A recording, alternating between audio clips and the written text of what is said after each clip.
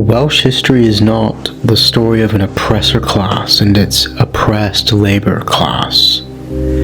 We are much more than that as a country. And as I take you through this journey of our land's story in this series, using Gwyn A. Williams' fine book, When Was Wales, as a guide to lead you, we now reach the age when we, Welsh, first began trying to unify our country as Wales, not as Britons, not as British, but beating into shape a new nation to save that British inheritance, Cymru, or Wales. In the 9th century, this was certainly crystallized in our psychology, and it is here, as we see our shape given brutal birth, that Gwyn A. Williams becomes more clearly Marxist in his work here. And I must state how deeply I disagree with this resentful class war view of our nation's story, and why, in this video.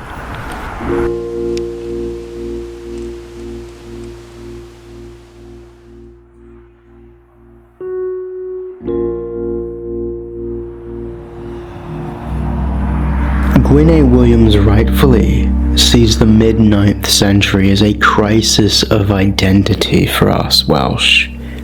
The political order broke down west of Offa's Dyke, Offa. Our dynasties died out or ran out. Dyfed in 814, Gwynedd in 825, and Powys in 855. There was civil war, strife, anarchy, disorder on a large scale. Gwyn is right that a new breed of high kings emerged in Wales, first in Rhodri Fawr, Roger the Great, striking down out of Gwynedd, beating back Danes and English alike to hammer together most of Wales, and his grandson, Hwla of the South, who codified our laws.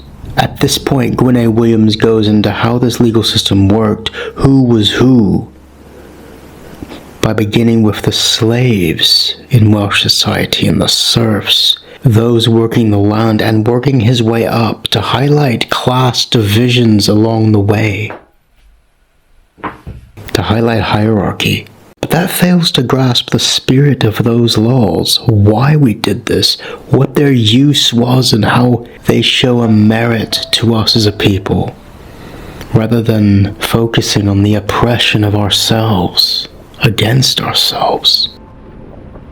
To show you how this Wales worked, I'm going to do this in reverse just now, to Gwyn A. Williams, and beginning with the king rather than the slaves, and working my way down to focus on those who ruled using these laws, not those for whom these laws had no deeper value than an unlucky birth in a brutal age. We wanted to survive. We did not have the decadent luxury of modern morality, preaching, and social justice. I'm going to go through this class order in a much briefer, simple sense than Gwyn A. Williams does in his book. And then I hope you'll allow me to discuss something which I feel is most important to we in Wales and our nation and how we view ourselves. And that is this constant, at least since the early 20th century, view that even our own landed class are somehow oppressing our own nation, when if you divide your own nation against itself, you will never be free. And so we begin in this class structure with the king, Brenin. Now, even in this early period in the late 9th century, you had his son or the heir be a tywysog, but often tywysog and Brenin were interchangeable. They could be equal in rank and often were. And this would come to confusion later on in Welsh history.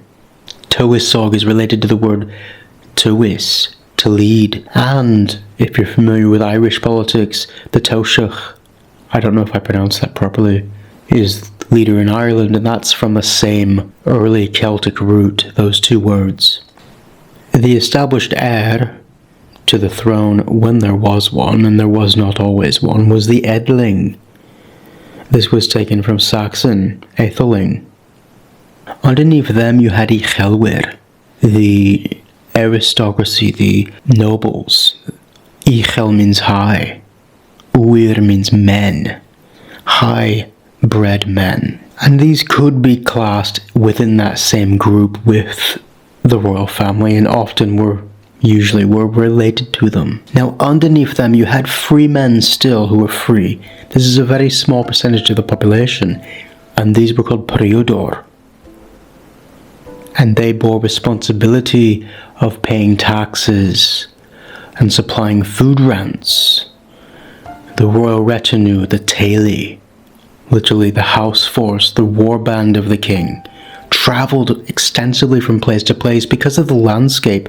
You had to rule a kingdom properly with so many deep, steep valleys and mountains in oblong directions at odds with each other.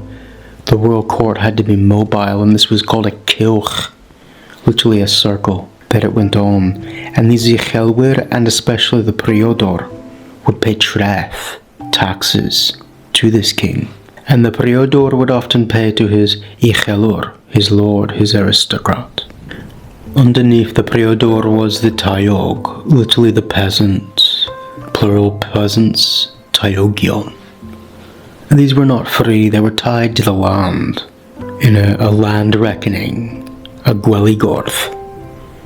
And they often would be slaves as well in many cases, tied to tir borth, literally the land of the table, worked to supply the table foods of the Uchelwyr and the king. And under them, you had a fourth category of people in this system.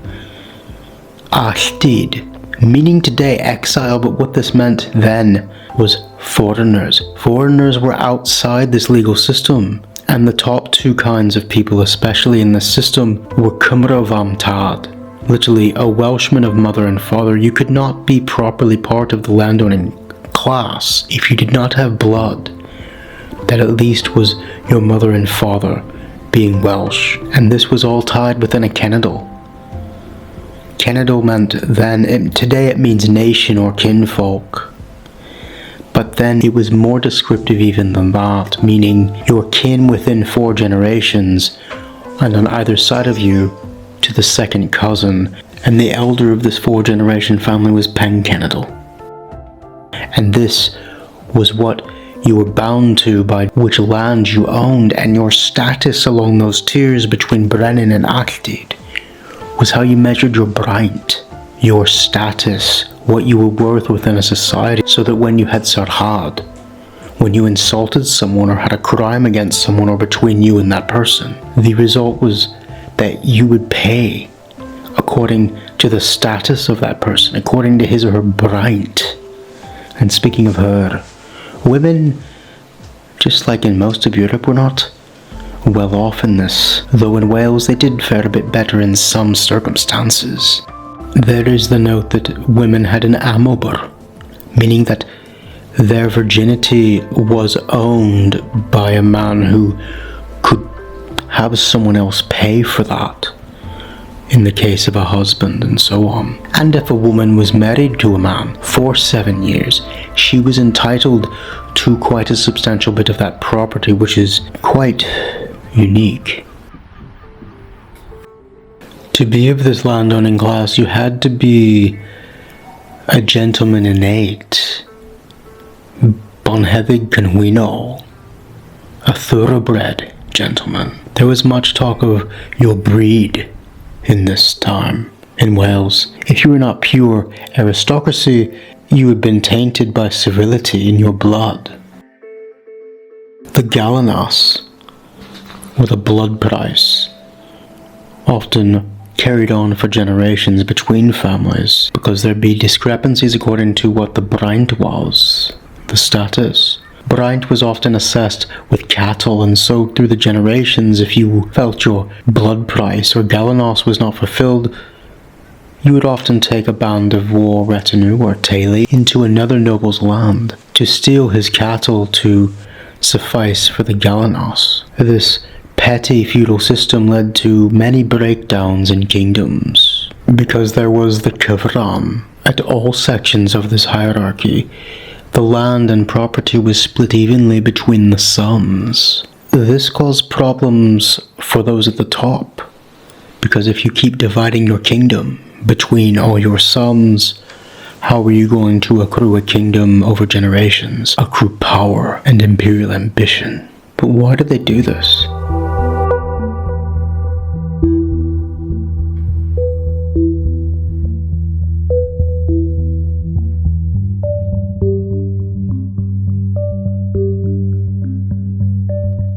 Now, Gwyn A. Williams looks at this as simply an oppressor class, exploiting those underneath. But it's far more complex than that. The land itself meant we could not simply have a centralized government. We had to exist family by family in each little valley and figure out a way to rule over that. You could not have the same kind of legal system as others at that time in history. This was a way, or the best we could think of, to amass power, whilst allowing the flexibility to hold off invasions from the east. Gwyn A. Williams says that this was quite a libertarian system, an oppressive insult, but I don't think we should view our history as an oppressive class exploiting us. And going forward, I often see this as one who studied Welsh, reading poetry like Nicholas a Glais, and having studied bits of Plaid Cymru's earlier writings, and current writings frankly, and Cymdeithas yr Iaith, there's this theme in the 20th century that really blows up into the fore. The struggle of the Welsh nation is against itself, against this internal oppressor class. You never will rise up and reach aspirational dreams if your worldview attacks that which heightens your status. To forever side with the oppressed means that you will forever be so. At some point you must step out from that in order to become more than a Taeog, a peasant.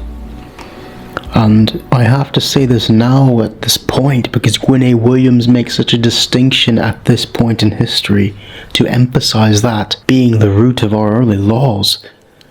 And this was not the case. If we do not glorify our native rulers and see good value and virtue in them, then who will? If we, looking into our own history, focus on servitude and slavery, then how will we, as Welsh, find strength from it to lead us forward and to reach light, if all we can see in our own is darkness and a division of class amongst ourselves rather than the nation we are? This does not benefit us nor anyone. If our nation is beautiful, all periods of our history must have value and lessons. Yes, approach it honestly. We cannot find a social justice in each and every thing to fight for, but we can find virtues and traditions and roots to build through and up from. And I see this over and over again in Welsh poetry and writings and history, and especially Welsh nationalist discussions. This almost an ideological war against a landed class, when surely the aim should be to build one up of our own. When looking around at Western Europe, are we so distinct and different from the rest of our continent that we would shun all aspiration, that we would consider ourselves so righteous and pious that our own history is shameful, that our own nobility is something we see as an oppressor? Surely we've had enough of that oppressor through England. We need heroes of that age going forward. From the time of Hywel at the beginning of the 10th century, and Rajivawr before him in the late 9th, going forward to Llywelyn the Last. We need heroes from that era, things to be proud of, things to stoke hope and inspiration, to take hold of, have our youth aspire to be noble, aspire to be great, aspire to have statues in marmor Marmor is marble in Welsh, and greatness, we should aspire to that as a nation, not hold our heads low by shaming ourselves and finding an oppressor in every image of ourselves. No, I see that far too much in Welsh history and Welsh historians and writers and poets. Surely we decry ourselves too much. Like this coin, the 3 feathers in the crown. Many look at it and see shame and embarrassment and injustice of the Prince of Wales. But I see recognition, a symbol that recognizes our military prowess, recognized by the British state. All things have 2 sides like these coins. Sure, we can look at oppressor and oppressed and see that as who we are, or we can look at these times and these men and see heroes and models of virtue and high kings, bravery, courage, and ambition. And we can look at this coin, see something that's not a badge of shame, but a mark of honor.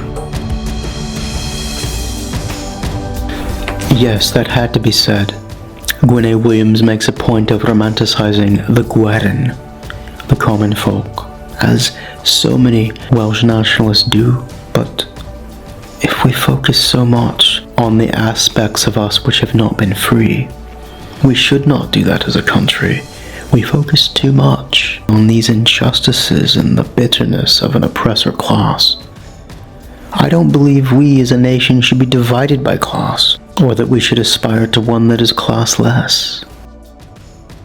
And it's time we matured enough politically to move on from these notions of collectivist Marxism and stepped forward as a nation. We're not living in the Victorian age, and neither was the Victorian age. An endless scene of misery and destitution, and this labor movement that arose after it has forever flecked our memory of those years as some darkness to shun, and even further back into history, the medieval times, as nothing but an oppressor class. We are so much more in Wales than division and resentment of class.